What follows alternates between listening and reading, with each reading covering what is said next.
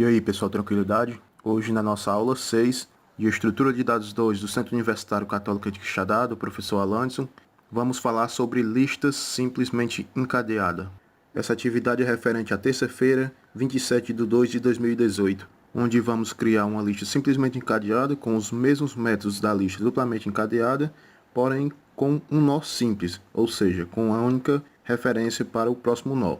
Esse código da lista duplamente encadeada já foi visto em sala de aula. As listas apresentam inúmeras vantagens se comparadas às estruturas que fizemos anteriormente com array, pois elas são estruturas de dados dinâmicas que alocam a memória necessária enquanto o programa está funcionando. As operações de inserção e remoção são implementadas mais facilmente, e as estruturas de dados lineares, tais como pilhas e filas, são facilmente executadas com uma lista encadeada. Dessa maneira, melhorando o tempo de acesso e diminuindo o tempo e os riscos de um override de memória. Para entender o conceito de listas encadeadas, podemos dizer que as listas tradicionais têm suas células organizadas todas juntas e posicionadas uma atrás da outra, onde isso garante mais velocidade em buscas de acesso randômico, fazendo com que eu possa acessar qualquer posição que eu queira. Porém, existe uma desvantagem nessa estrutura. Quando eu preciso inserir ou remover elementos no meio da lista, o trabalho para reconstruir a lista com todos os elementos é muito grande, visto que eu preciso remover os elementos que virão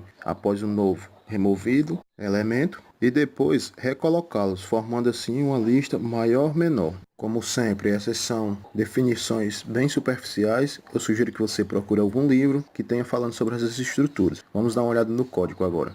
Como vocês podem ver aqui na minha classe nó, eu tenho uma variável chamada próximo do tipo dNode, que será o nosso ponteiro para percorrer os nós, e uma variável valor do tipo object para receber os valores que a gente passar por parâmetro. A única diferença da classe dNode da lista duplamente encadeada é que, além do ponteiro próximo, a gente tinha um ponteiro anterior, possibilitando ir e vir na nossa lista. Nesse caso, o exercício foi pedido só com um ponteiro, então vamos colocar o ponteiro próximo. Mais abaixo não tem nenhuma novidade, apenas fiz o construtor passando o próximo e o valor por parâmetro. Em seguida, gerei os getters e os setters. Passando agora para a nossa classe lista simplesmente encadeada, podemos notar as estruturas básicas, onde eu defini a variável in e fim do tipo dNode e fiz uma tam para tamanho do tipo int. Em seguida, já fiz o construtor da lista simplesmente encadeada e inicializei os valores, onde o tamanho vai começar de 0 e eu criei dois nós, o início e o fim, que pegando lá do construtor da nossa classe dNode,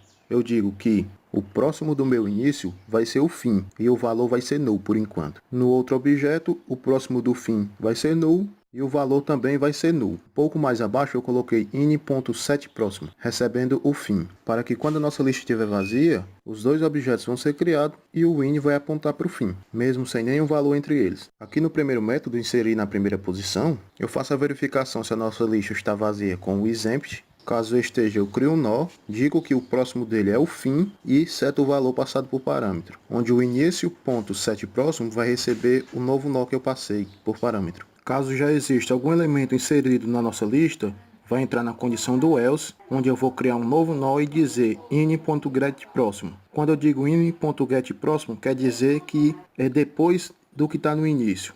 Em seguida, eu passo o valor por parâmetro e mais abaixo eu digo in.setPróximo recebe o novo nó que eu passei por parâmetro. Agora no método remover do início, que é um object, porque ele tem que me retornar alguma coisa, eu começo mais uma vez com a verificação do isEmpty para ver se a lista está vazia, e caso ela não esteja vazia, eu entro na condição do else, onde eu criei uma variável chamada temp do tipo object, que ela vai guardar o in.getPróximo valor. Ela vai servir para guardar os valores que vão ser removidos. Depois eu fiz in.setPróximo para alterar o elemento que está depois do início. Por isso que eu coloquei dentro do parêntese in.getPróximo.getPróximo. Fechei o parênteses e dei um tamanho menos para indicar que eu estou removendo um elemento. Em seguida, removei a variável tam, que foi o elemento que a gente tinha guardado na remoção. Aqui no método imprimir, eu verifiquei se a fila estava vazia. Se ela não estiver vazia, ela vai entrar no else.